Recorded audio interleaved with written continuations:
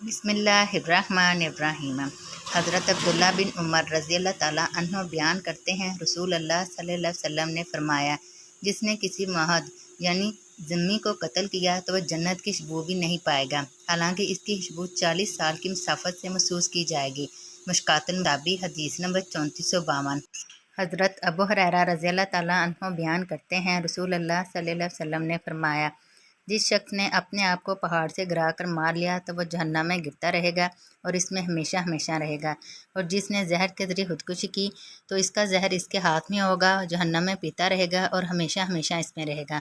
और जिसने लोहे के किसी आले के ज़रिए खुदकुशी की तो इसका हथियार इसके हाथ में होगा और वह जहन्नम की आग में इसे अपने पेट में घूमता रहेगा और वह इसमें हमेशा हमेशा रहेगा। मुश्कातुल मसाबी हदीस नंबर 3453।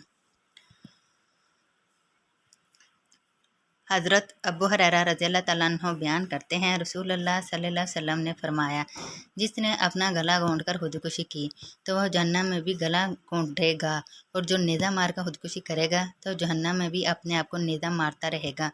मुश्कातुल मुसाबी हदीस नंबर 3454।